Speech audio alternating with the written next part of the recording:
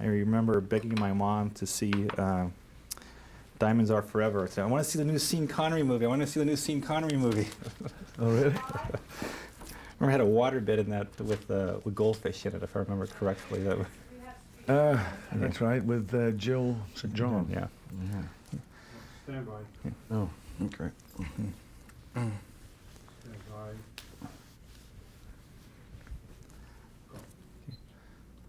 Sean, let's go back to the late 1950s. You appeared in a movie called Another Time, Another Place, co-starred with Lana Turner. A reviewer wrote, said the film has an actor named, a newcomer named Sean Connery. I don't think he'll grow old in this business. That's right, yeah. What did you think of that review and that early movie making? Well, I don't think it was entirely inaccurate, but he's probably dead now, I don't know. But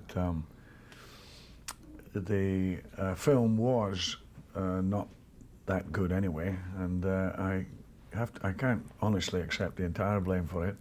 Lewis Allen, who really had a problem directing traffic, let alone films, was a director, and it was again one of these experiences. The first time one had played a really important leading role, and I was in the first half of the film, but film business being what it was, they shot the film from the middle to the end first, and then rewrote my part, and they shot the beginning last. It was confusing enough, but it showed. It was another time, another place. Should have been.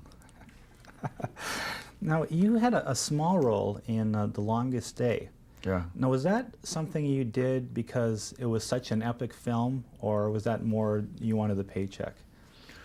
Oh, a bit of both. I mean, looking for work, I think, more than anything at that time. Oh, sorry. Stop. I have problems. You played an English private in that, right? Yeah, in fact, it was Irish. It was the author. Okay. If you like, you can pick it up from our last question. Okay. All right. All right. No, Okay. The longest. the longest. Oh, go Okay. ahead. Sorry. Well, let's go back to another film you had a small role in, The Longest Day. Was that something that you did for the experience of doing an epic film?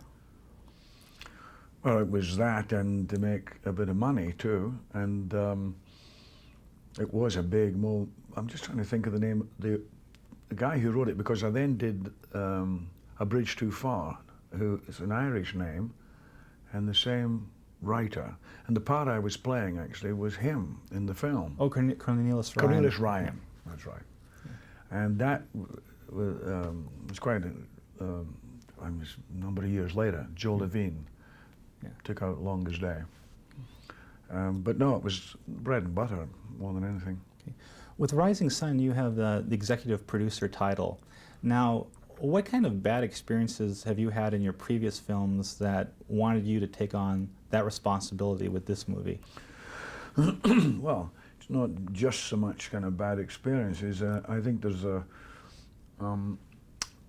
it depends a bit on how kind of actor you are, but I'm very much involved in the script and in the casting and director approval, the whole logistics of the making of the movie. And it's an automatic move to be in on the production, and I've been doing it for so long that I'd never taken the official position, that's all. And over the last 3, I've taken it, and it's simplified a lot of things. And instead of it being an actor putting his nose about, it's an executive producer getting, you know, information and whatever.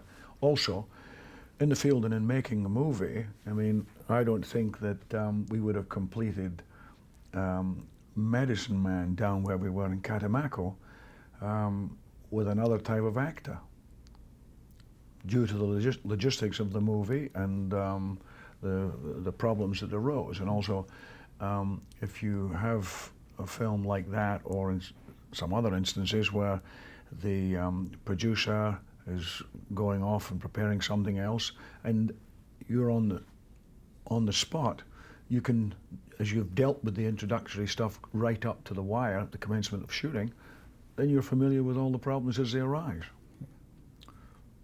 Just because they are putting up the money or managing the money doesn't necessarily mean that they know what they're doing. Going back to the mid-'60s, at the height of all the James Bond hoopla, when you were assessing your career at that time, did you envision that you would be such a major movie star as you entered your 60s? No, and I didn't think the James Bond films would be around in the 90s either. It's even more unpredictable business than commerce, I think, or the stock exchange, film business. And but my feeling has always been that if suddenly one dropped off the perch or it didn't happen or whatever, then I would always find somewhere to go and something to do.